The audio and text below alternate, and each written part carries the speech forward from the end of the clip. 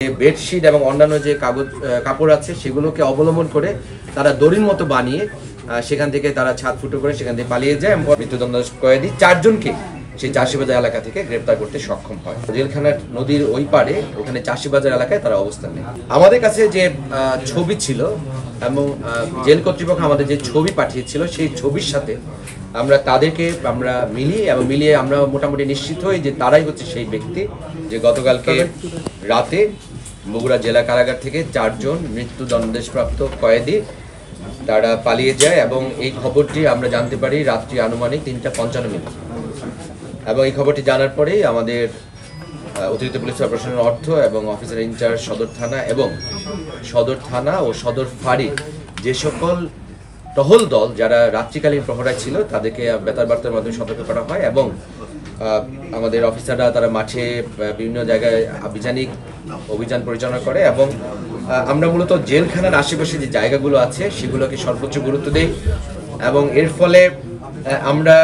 কয়েকটি দলকে সেখানে বিন্যস্ত করি এবং আপনারা যে নিশ্চয়ই জানেন যে জেলখানার পাশেই করত নদী এবং সেই জেলখানার সাথে একটি ব্রিজ আছে। এই 4 জন যারা পলাতক মৃত্যুদণ্ডাদেশপ্রাপ্ত কয়েদি তারা জেলখানার সংলগ্ন যে ব্রিজটি সেই ব্রিজ দিয়ে পাড়ি দিয়ে তারা জেলখানার নদীর ওই পারে ওখানে চাষিবাজার এলাকায় তারা অবস্থান নেয় এবং তাদের পরিকল্পনা ছিল সেখান থেকে পৃথকভাবে তারা বিভিন্ন জায়গায় চলে যাওয়া, কিন্তু আমাদের সদর ফাঁড়ির সাব ইন্সপেক্টর খোরশেদ তার নেতৃত্বে একটি দল তারা দ্রুততম সময়ে সেই জায়গায় তারা অবস্থান নেয় এবং তাদের এই 4 জনকে কিন্তু সেখান থেকে তারা গ্রেপ্তার করতে পারে। পরবর্তীতে অফিসার ইনচার্জ সদর থানা সায়ান ওয়ালিউল্লাহ এবং তার নেতৃত্বে আরও কয়েকটি দল তারা সেখানে সেই জায়গায় কর্ডন করে এবং যে 4 জন মৃত্যুদণ্ডাদেশপ্রাপ্ত কয়েদি তাদেরকে নিয়ন্ত্রণে নিয়ে আমাদের ডিবি কার্যালয়ে তাদেরকে নিয়ে আসে। আমাদের কাছে যে ছবি ছিল এবং জেল কর্তৃপক্ষ আমাদের যে ছবি পাঠিয়েছিল সেই ছবির সাথে আমরা তাদেরকে মিলিয়ে আমরা মোটামুটি নিশ্চিত হই যে তারাই হচ্ছে সেই ব্যক্তি এবং এরপরে আমরা জেল কর্তৃপক্ষকে আমরা অবহিত করি যে আপনাদের সংশ্লিষ্ট একজন দায়িত্বশীল কর্মকর্তা এসে আপনাদের শনাক্ত করতে হবে এবং তাদের জেলার আসেন এবং জেলা এসে তাদেরকে সেই 4 জন মৃত্যুদণ্ডাদেশপ্রাপ্ত কয়েদি মর্মে শনাক্ত করে। আমরা তাদের যে পরিচয় পেয়েছি,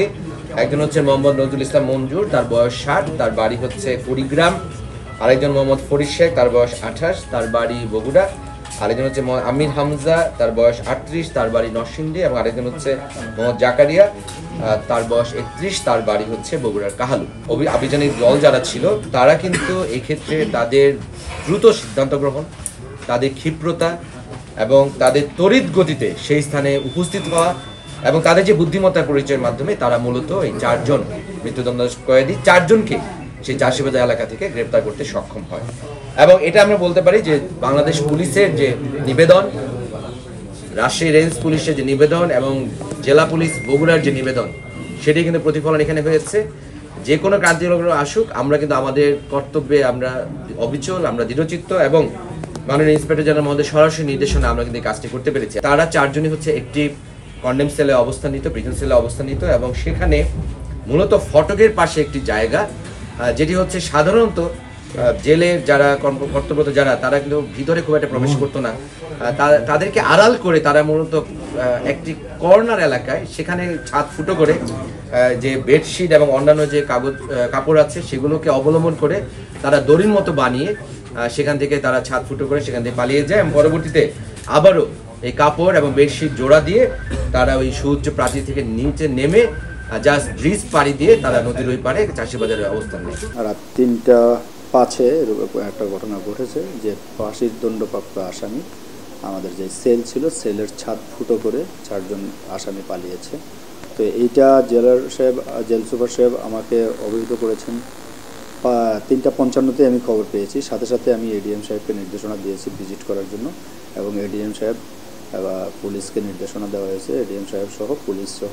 নির্দেশনা পাওয়ার সাথে সাথেই আমরা প্রাথমিকভাবে যেটা করেছি নির্দেশনা দিয়েছি যে পুরো সদর থানা এবং আমাদের এই যে কারাগারের বাউন্ডারিতে যারা আছে এবং আশেপাশের এই এলাকাগুলোকে আমরা নিরাপত্তা চৌকি বসাই দিয়েছি এবং র্যাবের মাধ্যমে সহ। তো পুলিশ তাৎক্ষণিকভাবে রেসপন্স করেছে এবং রেসপন্স করে যেটা সদর থানাটাকে একটা চৌকির আওতায় নিয়ে আসছে এবং পুলিশের তাৎক্ষণিক রেসপন্সের কারণে 4 জনকে আমরা 4:30টার মধ্যেই গ্রেপ্তার করতে সক্ষম হয়েছি।